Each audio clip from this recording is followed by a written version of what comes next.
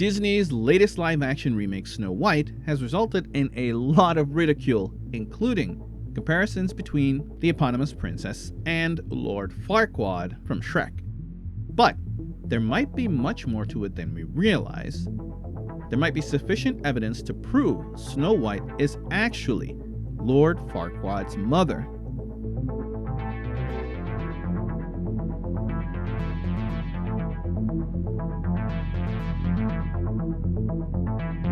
Number 1. He's short.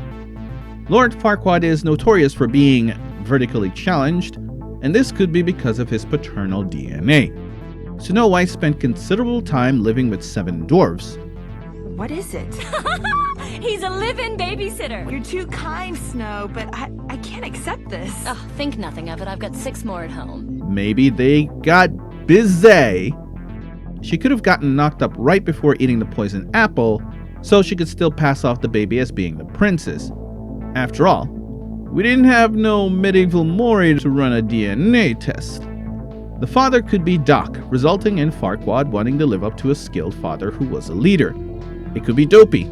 If Farquaad was ashamed of his father or determined not to become him, this too could result in becoming overly ambitious to compensate for his less than impressive lineage.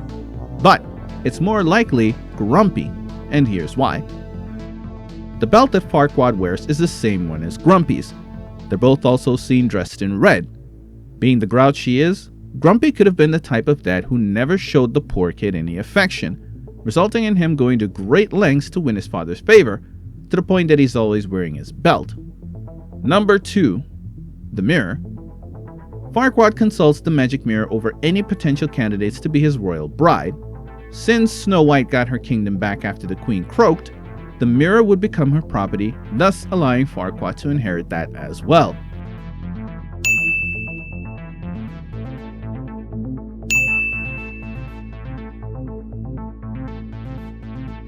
Now, those amongst you with either an excellent memory or a history of excessively watching Shrek will point out a few things. Hold on there! 1. The queen died at the end of the original Snow White motion picture.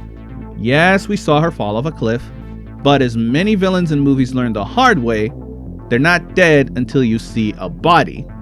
As for Shrek, in the first movie we see Snow White as one of the candidates that Farquaad is watching on Mirror Tinder. Bachelorette number 2 is a cape-wearing girl from the land of fancy. Although she lives with 7 other men, she's not easy. Just kiss her dead, frozen lips and find out what a live wire she is. Come on, give it up for Snow White! Obviously, he wouldn't be trying to get hitched to his mom. The dude's twisted, but he's not that twisted. This is all plausible if the evil queen is still alive. Perhaps in the Shrek universe, she survived her less than fatal tumble and wrestled back control of her kingdom from Snow White, and she'd probably annex the Sweet Princess Kingdom as well. The reason Snow White is still around when Farquaad is perusing is because the queen considered death too merciful a fate. Remember, the poisoned apple put Snow in a deep death-like sleep, not kill her. The queen counted on the potion being so convincing that the dwarves would assume Snow White was actually dead and bury her. See, this is why supervillains can't get ahead. Just kill the bitch! Anyway, after regaining control, the queen obviously still thinks putting Snow White in a coma will cause more suffering, something the queen herself would relish in. Add to that the curse can only be broken by true love's kiss, something Snow White would have a hard time finding when she's counting sheep, and you've got insult added to injury. Notice how in the scene from Shrek, she's back in the glass coffin, on display for all as a reminder not to mess with the queen. So, there you have it folks, the conspiracy theory that Lord Farquaad is actually Snow White's son. Let me know your thoughts in the comments below. Thanks for watching, please subscribe.